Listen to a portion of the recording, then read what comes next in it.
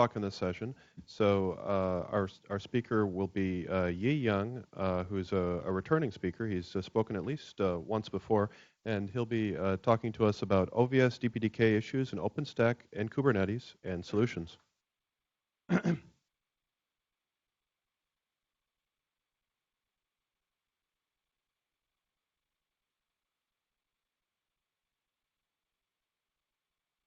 Okay, let's start.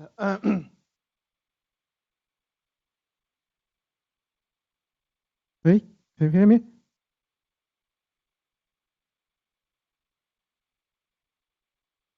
Hmm?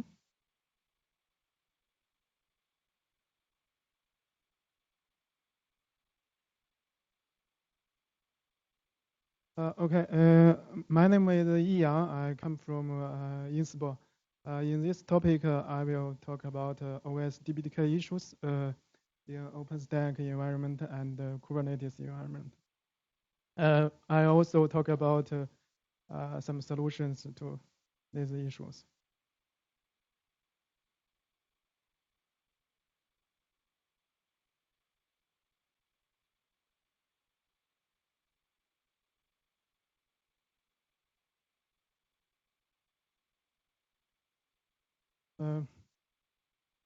First, let me introduce our background. In Inspur, we use OpenStack for private cloud and public cloud.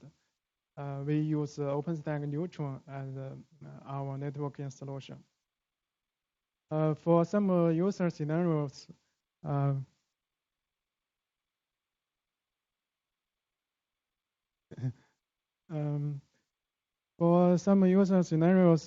we need high performance networking. So we want to use OVS DPDK to meet this requirement. But the reality is OVS DPDK isn't so perfect in OpenStack. Actually, OpenStack Neutral uses TAMP and veth interface for floating IP L3 routing and SNAT. OpenStack Neutral uses IP tables, especially connection track, to do these things. For security group, OpenStack Neutral also uses IP tables and connection track to do this by default. If you don't configure it to use vSwitch driver.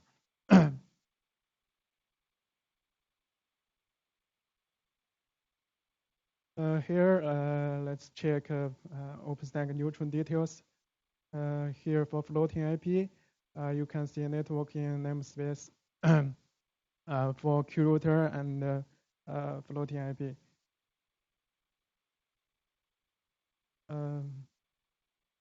Here you can see OS port for floating IP. Actually, it's a TAMP interface.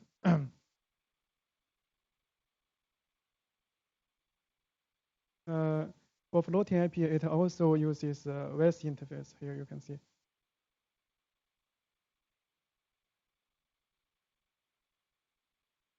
Here, it's a veth peer of another veth interface. Here you can see floating IP also uses Q router port. It's also TAMP interface.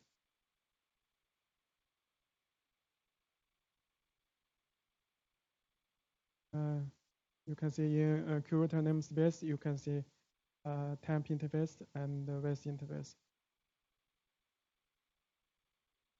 Here, floating IP uses IP tables to do SNAT and DNAT.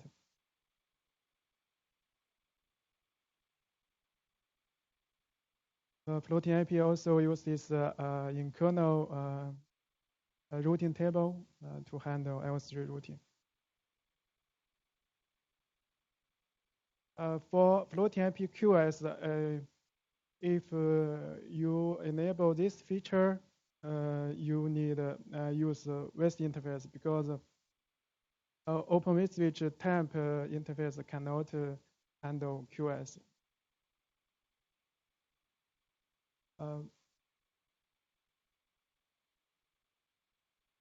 For for L3 routing, here you can see Qt namespace. We have two OS ports here. They are also temp interface. Here you can see in OS bridge, you can see these temp interfaces. Of course, L3 routing using kernel routing table.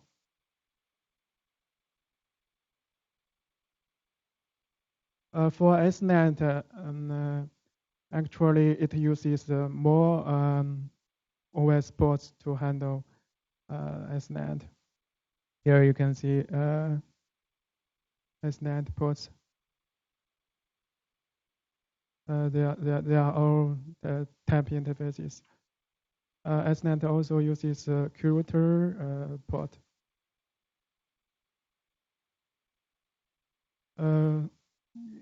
Here we can see all the ports for SNAT. They are temp interfaces.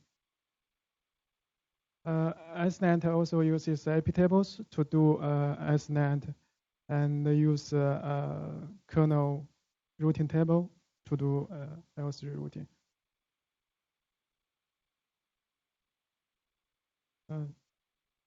Here in SNAT gateway, you can see many network namespaces. They are for DHCP, QRouter, SNAT, and the floating IP.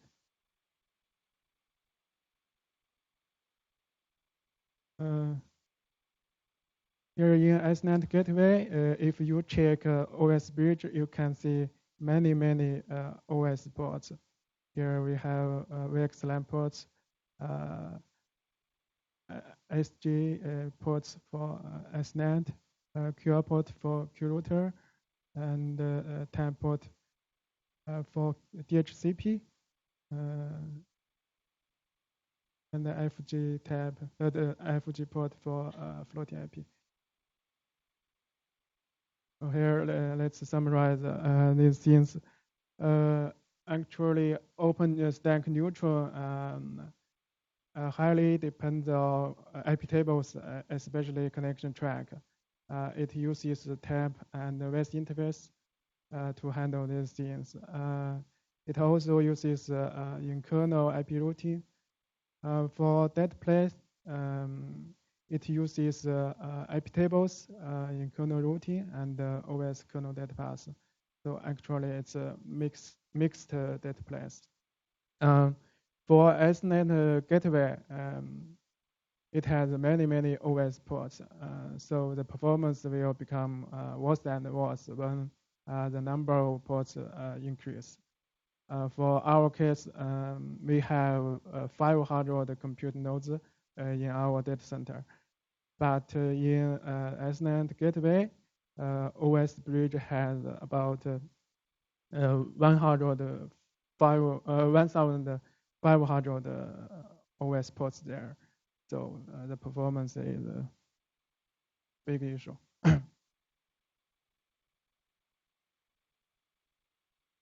For Kubernetes, we also use OpenStack neutral because we need to unify networking for VM's bare metals and containers, including Kata containers.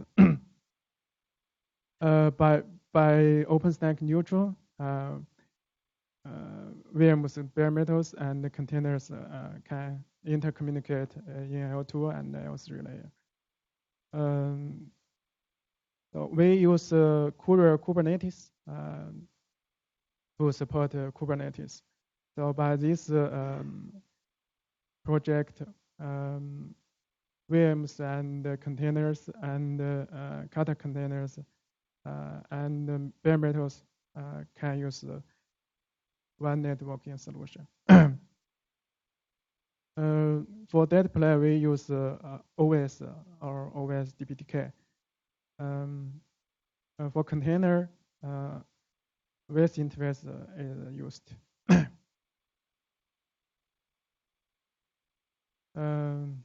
Here are Kubernetes pods running. I just test Kubernetes in this environment.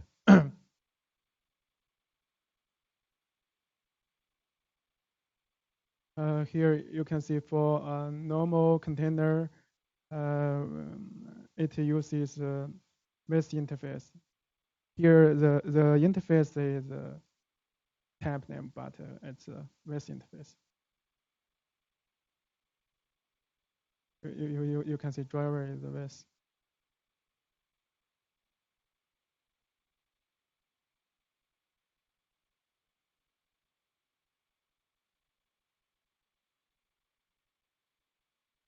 For Kata container, it uses two interfaces. One is veth interface, another is temp interface. Here you can see temp 0 Kata. It's a temp interface. Here you can see driver.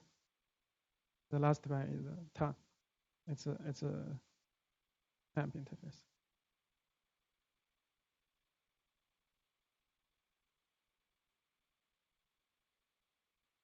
If you attach to this Kata container, you can see it uses VTLnet for temp interface. So it's a really temp interface. So if we use OVS DPDK to replace the OVS in our cases, what will happen? Actually, the performance is very, very bad because OVS DPDK implemented connection track in user space. But Openstack Neutron uses temp and veth interface to handle floating IP routing SNAT. So OVS DPDK can not help this.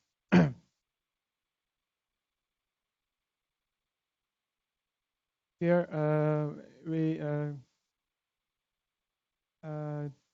test temp and get some performance data.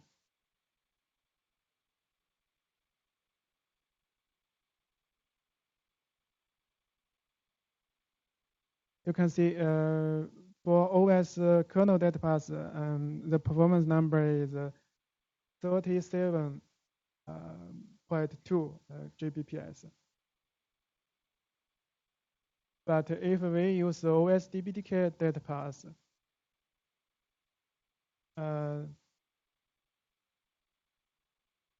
the performance is very, very bad. Here you can see the performance number is just 295 Mbps, so very bad. For veth interface, actually the performance result is similar. Here you can see for OS kernel data path, the performance number is 36.3 Gbps. But for OS DPDK data path, here actually iPerf 3 cannot work. Why? Because in OS DPDK data path, it has some issue for a checksum. So if we enable TX offload feature, OS DPDK cannot work. So here we turn off TX offload feature, then run iPerf 3, it can run normally. But the performance is very bad. It's worse than the temp interface. Here it's just 207 Mbps.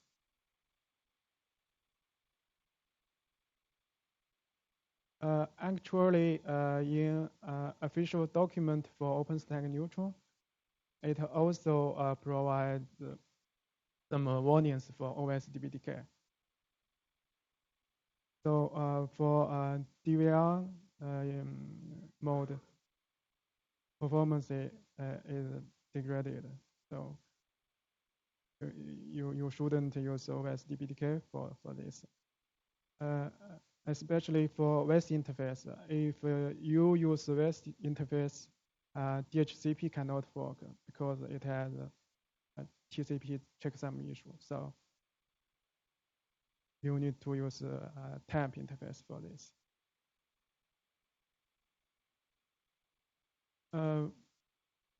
Red Hat document also mentioned these warnings. It suggests we should use SDN controller to fix this issue. Because the SDN controller uses OpenFlow to implement everything. So no temp and veth interface there. So let's summarize OVS DPDK issues. So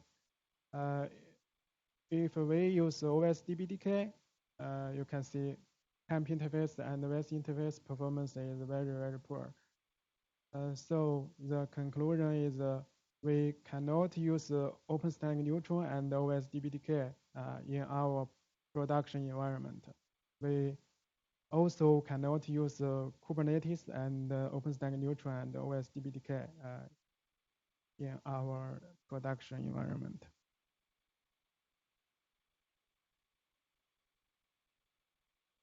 Fortunately, we have some solutions to fix these issues.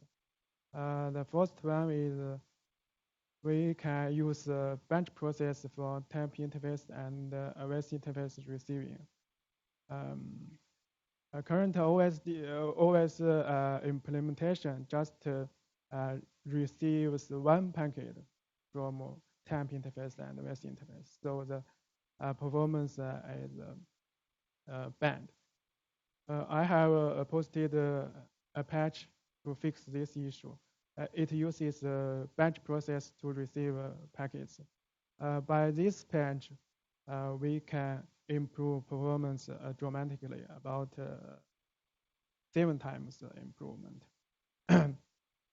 The second one is we can use WTL user port by redev way.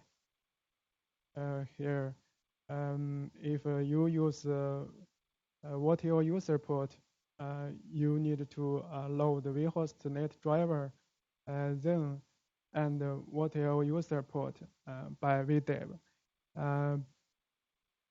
By vdev, you can provide extra options to specify some options. For this, you should use higher version kernel. The kernel version should be 4.19 or higher. For veth interface, you also need to specify veth interface name here. But for veth interface, you need to change DPDK to support raw socket. So currently, no patches are available for public. I took some patches from my previous colleague, Jianfen Tan. He worked out these patches. By these patches, we can support veth by raw socket. We also fixed some issues in kernel driver. So after we applied these patches, veth interface can work normally. But for this solution, you also need to change OpenStack Neutron to support it, because we use WTL user port for veth interface and temp interface. But OpenStack Neutron cannot support this currently.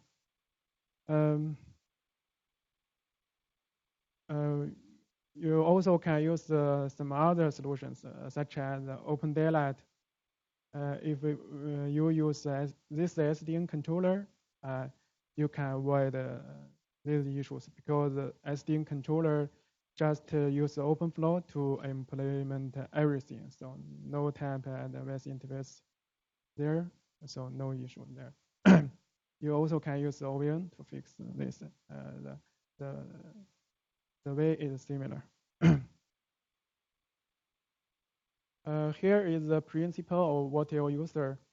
In WTL user driver, it just and some vhost related code to handle vhost backend. So by this, vhost user port can talk with temp interface and veth interface. Then DPDK WTL PMD driver can use WTL to talk with temp interface and veth interface.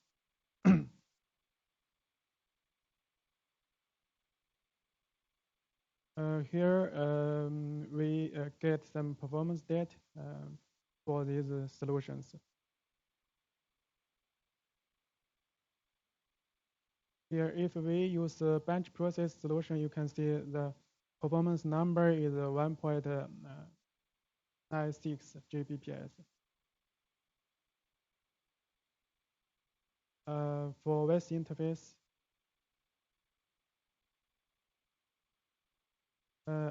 it's worse than temp interface. The performance number is 1.47 Gbps.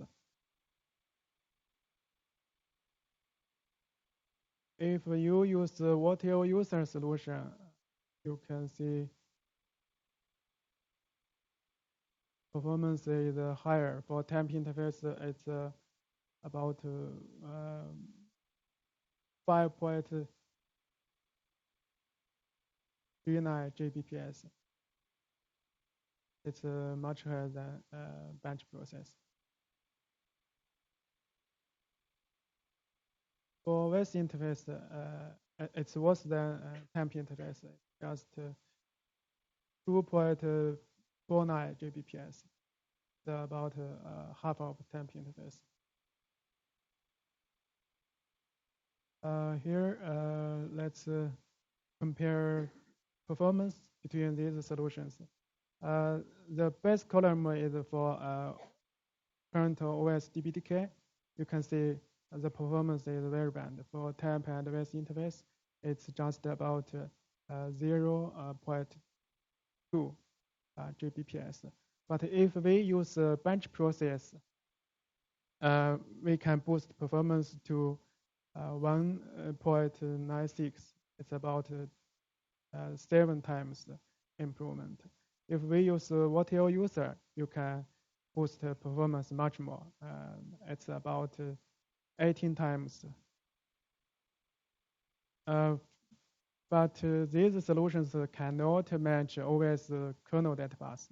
For OVS kernel data bus, you can see it's about 126 times current OVS DPDK. That's talk.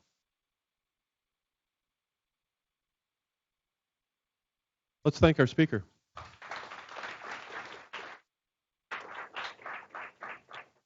So I'm really impressed by those that improvement that we get from the batch processing.